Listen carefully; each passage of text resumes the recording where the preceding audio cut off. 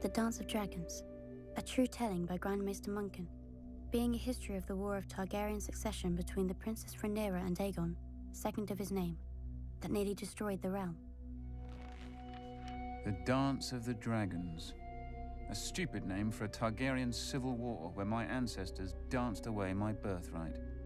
Before the war, House Targaryen counted 18 dragons. By the end, we had 2, and nearly as few Targaryens. We would never be as powerful or as feared again. The dance began, as many dances do, with an old man and a young girl. The queen had failed to produce a son for her king, so he anointed his daughter, the Princess Rhaenyra, as his heir. But years later, the king remarried, and his new wife, Queen Alicent of House Hightower, gave him a son. Feeble and foolish, the old king refused to change the succession. He didn't even see how his court had split into 2 rival camps of blacks and greens, after the dresses that the princess and the queen had worn to some tourney. One night, a servant found the old king had died in his sleep and ran to inform Queen Alicent. Protocol dictated that the bells would be rung and a raven sent to Dragonstone to summon the heir, Princess Rhaenyra, for her coronation. But Alicent had other plans. Once she saw her dead husband's body, she sealed the room and had the servant thrown into the black cells to ensure his silence. At the hour of the owl, the Lord Commander of the Kingsguard, Sir Criston Cole, summoned the small council to inform them of the king's death. Sir Otto Hightower, the Hand of the King and father to Queen Alicent, demanded that the succession be settled immediately. The decrepit old men of the small council were confused. The succession was settled in their minds. The old king had forced the lords of Westeros to swear fealty to Princess Rhaenyra as his heir. But Sir Criston Cole rightly pointed out that a son comes before a daughter. The council argued until dawn, when the Master of Coin finally stood up and declared he would have no part of treason. Sir Criston Cole, wisely, opened his throat with a dagger, ending the debate. None were more surprised to hear of Prince Aegon's succession than Prince Aegon himself. At first, the fool rejected the crown, but his mother pointed out that his sister Rhaenyra would return such loyalty by taking his head. As the old king's true-born son, he'd always be a threat. Aegon relented. He was crowned in the Dragon Pit, and his wife and sister Helaena became queen. His brother Aemond flew off to win over the few great lords whose support Aegon didn't already have. The banner of the Gold Dragon flew over King's Landing and the Red Keep as Aegon, second of his name, ascended the Iron Throne. He would not sit it long. When ravens carried the news of Aegon's coronation to Dragonstone, Princess Rhaenyra summoned her own Black Council. With her was her uncle and husband, Daemon Targaryen, considered by many to be the most dangerous man in Westeros. Few lords supported her, but the greatest of these was Corlys Velaryon, who controlled the largest fleet in the realm, and his Targaryen wife, Rhaenys, the old king's sister. Then there were her 5 sons, although none grown to manhood. A pitiful assembly, really. Combined, they couldn't match the power of House Hightower alone. But Rhaenyra had dragons. She, Daemon, and Rhaenys rode huge and formidable beasts, and 3 of her 5 sons were riders as well. Dragonstone also housed 6 more dragons without riders. Against this, King Aegon had only 4 dragons of his own. Dragons can burn a city, but only armies can take and hold it. If she was to prevail, Rhaenyra desperately needed the support of the few great houses not already sworn to Aegon. Her eldest son, Jaehaerys, flew to the Vale in the north. Her middle son, Lucerys, flew to the Stormlands. Rhaenyra hoped that the war would begin and, if the gods were good, end with diplomacy. As always, they weren't. Little Prince Lucerys must have wet himself when he entered Storm's End and found King Aegon's younger brother Aemond already with Lord Baratheon. Aemond was fearsome even before he lost his eye and set a sapphire in its stead. But the princeling pleaded his mother's case. Finally, Lord Baratheon made his decision. Go home, pup, and tell the bitch your mother that the Lord of Storm's End is not a dog she can whistle up. As Aemond's false eye gleamed at him, the princeling fled the castle and mounted his young dragon, Arrax. The rain fell in sheets, and great bolts of lightning lit the world bright as day. Arrax was struggling to stay aloft in the gale, when a roar shook the very foundations of Storm's End. Aemond rose through the clouds, and below him, the monstrous Vhagar. Vhagar was 5 times the size of Arrax, and the hardened survivor of 100 battles. Vhagar caught him above Shipbreaker Bay. Watchers on the castle walls saw distant blasts of flame, and heard a shriek drown out the thunder. Prince Lucerys fell, broken, to be swallowed by the waves. With his death, the War of Ravens came to an end, and the War of Fire and Blood began. When Rhaenyra heard of her son's death, she collapsed. She considered ending the war right then, until a raven arrived from her husband, Daemon. Her son would be avenged. Whispers slithered through the taverns and back alleys of Flea Bottom. 2 men were found. One was a former Gold Cloak, the other, a rat catcher in the Red Keep who knew all its secrets. History remembers them only as blood and cheese. One night, Queen Helaena entered the royal apartments with her daughter and 2 sons to put them to bed. Without warning, Blood and Cheese burst in, daggers in hand. They told her that a debt was owed. A son for a son. Blood and Cheese demanded she choose which son would be ripped from her forever. Queen Helaena pleaded with the men to kill her instead, but they refused. Weeping, Helaena named her younger son, Maelor. Perhaps she thought the boy was too young to understand. Or perhaps because the older boy was King Aegon's firstborn son and heir. "You hear that, little boy?" Cheese whispered to the younger son. "Your mama wants you dead." Then Blood struck off the older boy's head with a single blow. When the guards burst in, they found Queen Helaena still screaming, clasping her dead son's body to her, mad with grief. The blood of their children transformed a dynastic dispute into a war of annihilation. The grief and rage of losing a child could burn down the world. Either Aegon or Rhaenyra could live at the end, but not both. Rhaenyra's forces struck yet another blow. The moment the Lord of Harrenhal saw Daemon Targaryen circling the castle on his dragon Caraxes, he struck his banners and surrendered. The Blacks now had the strongest castle in the Riverlands. Darker news still came to Aegon. Thanks to Rhaenyra's sons, Winterfell had declared for Rhaenyra, as had the Vale. Furious, Aegon dismissed his grandfather, Sir Otto, as Hand, and appointed Sir Criston Cole, who swore to march on all the lords who had declared for Rhaenyra and put their castles to the torch. Cole and the royal army first marched north and laid siege to Rook's Rest, a black stronghold near Dragonstone. When their lord saw their approach, he sent a raven to Rhaenyra, begging for help. For days he watched his fields and villages burning, with no response from his queen, until one day, a shadow passed over the Green Army. Rhaenyra had sent not an army, but her former mother-by-law, Rhaenys, and her dragon, Meleys. As her ancestor had done at the Field of Fire, Rhaenys gleefully began to incinerate Sir Criston's army. But Aegon had set a trap, and Rhaenys had flown right into it. As Rhaenys and Meleys blanketed Sir Criston's troops in dragonflame, 2 other dragons rose into the sky. Aemond on Vhagar, and King Aegon himself on the gleaming Sunfire. To her credit, Rhaenys didn't flee. Dragon fought dragons, and a second sun blossomed in the sky. When the smoke cleared, only Aemond and Vhagar stood uninjured. Sunfire, the most magnificent dragon in the world, had one of its wings almost completely torn from its body. Trapped beneath Sunfire was the king himself, broken and burned so badly in places that his armor had fused onto his flesh. His body survived, but his mind was given over to milk of the poppy. Meleys had been torn to shreds, and her rider, Rhaenys, was a pile of ash.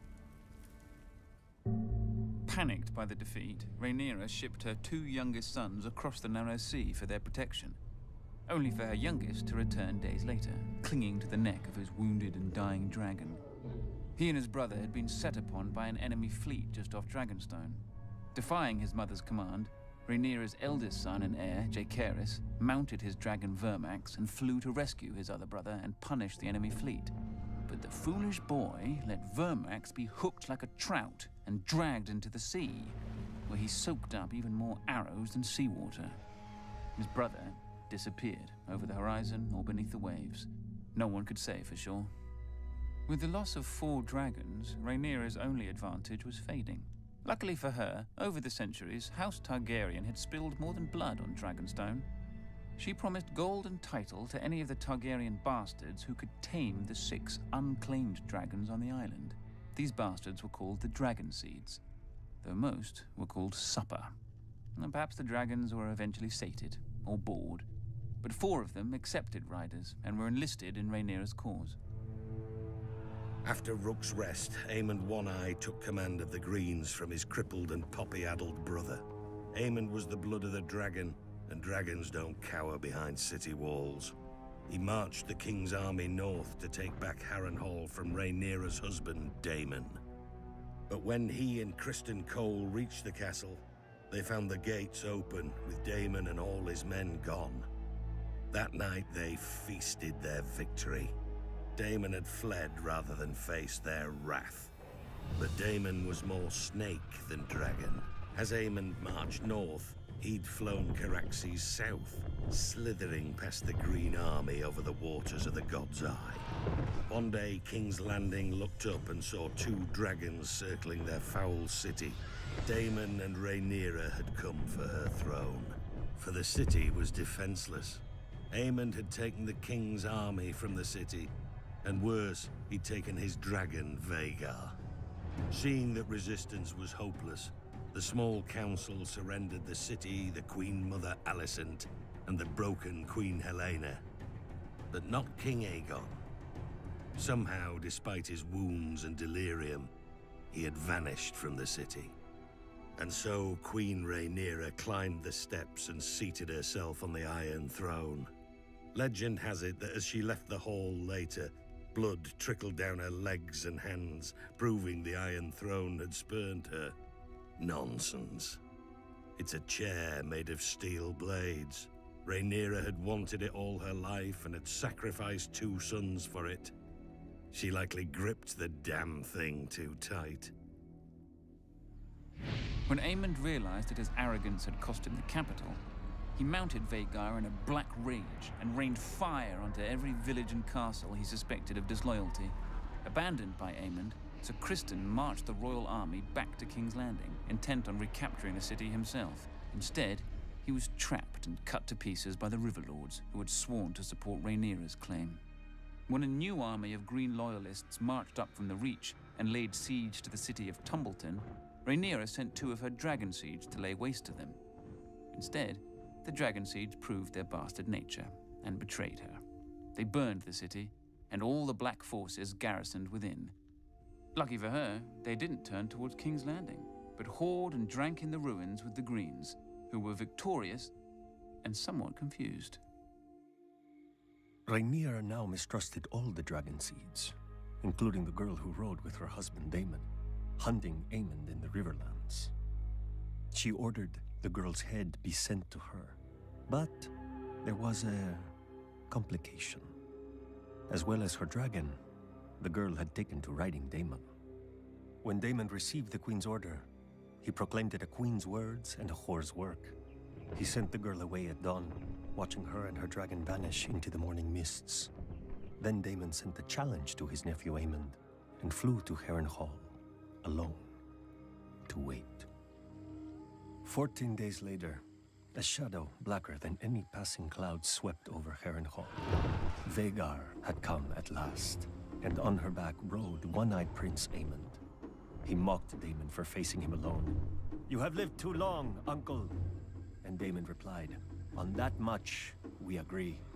Then the old prince climbed stiffly onto the back of his dragon Caraxes, but neglected to fasten the chains that secured rider to saddle. The sun was close to setting when, as one, the 2 dragons leapt into the sky. Daemon took Caraxes up swiftly until they disappeared into a bank of clouds. Vhagar, older and slower, ascended more gradually. Up and up Vhagar soared, searching for Caraxes. Sudden as a thunderbolt, a shrieking Caraxes dove upon Vhagar, Locked together, the dragons stumbled toward the lake. Caraxes' jaws closed about Vhagar's neck, but Vhagar raked open Caraxes' belly, and her teeth ripped off a wing. The lake rushed up with terrible speed. Then Daemon Targaryen, who had never fastened his riding chains, stood in his saddle. He leapt from his dragon to Aemon's, and in his hand was Dark Sister, the Valyrian sword of Aegon's sister queen, Visenya. As Aemon One Eye looked up in terror, Daemon ripped off his nephew's helm and drove the sword down into his one remaining eye so hard the point came out the back of the young prince's throat. Half a heartbeat later, the dragons struck the lake, sending up a gout of water so high that it was said to have been as tall as Harrenhal's great tower. The lake boiled with dragon blood, and then was still. Daemon Targaryen was 49 at his death. Prince Aemon had only turned 20. Vhagar, the greatest of the Targaryen dragons, had counted 181 years. Thus passed the last living creature from the days of Aegon's conquest. Back in King's Landing, Queen Rhaenyra didn't have much time to grieve for her stupid husband. The mad former queen, Helena, flung herself from a balcony to be impaled upon the iron spikes lining the moat of Maegor's holdfast. That night, the city rose in riot against Rhaenyra, demanding justice for Queen Helena and her murdered son, among other foolish peasant fantasies. In the midst of this chaos, a one-handed fool called the Shepherd began to rant against dragons. Not just the ones of the enemy, but all dragons everywhere. As he pointed to the dragon pit above on the hill, he shouted, "There the demons dwell, this is their city. If you would make it yours, first you must destroy them." The cry went up from 10,000 throats. "Kill them!" There were 4 dragons housed within the dragon pit that night. By the time the first of the attackers came pouring in, all 4 were roused, awake, and angry. Nobody knows how many men and women died that night. Who cares? They all should have. Trapped within the pit, the dragons could not fly. Instead, they fought with horns, claws, teeth, and fire. For every man who died, 10 more appeared, shouting that the dragons must die. One by one, they did. Finally, the last remaining dragon broke her chains, spread her wings, and flew straight up at the Great Dome, trying to flee. Already weakened by dragon flame, the dome cracked under the force of impact, and then tumbled down, crushing dragon slayers and herself. High atop the Red Keep, Queen Rhaenyra clutched her 2 remaining sons to her as she watched the end of her family's might, too afraid of the peasants to defend her dragons. At least her older son, Joffrey, had a man's spine. He stole his mother's dragon, Syrax, and tried to fly it to the dragon pit to save his birthright. But the stupid beast didn't understand, and twisted beneath him, fighting to be free of the little boy. Until it was. A queen is still a woman, with all the weakness of that sex. Weeping for her lost son more than her dragons, Rhaenyra abandoned the Iron Throne and sold her crown to buy passage for her and her last son back to Dragonstone. Rhaenyra hoped to hatch more dragons from the eggs in the castle. But when she landed, the welcoming party slew her guards and marched her and her son at spear point to the castle to face a dead man and a dying dragon. "Sister!" King Aegon, second of his name, called out to Rhaenyra. Rook's Rest had left Aegon bent and twisted, his once handsome face puffy from milk of the poppy, with burn scars covering half his body. Rhaenyra, ever defiant, told her dear brother that she'd hoped he was dead. "After you," Aegon answered.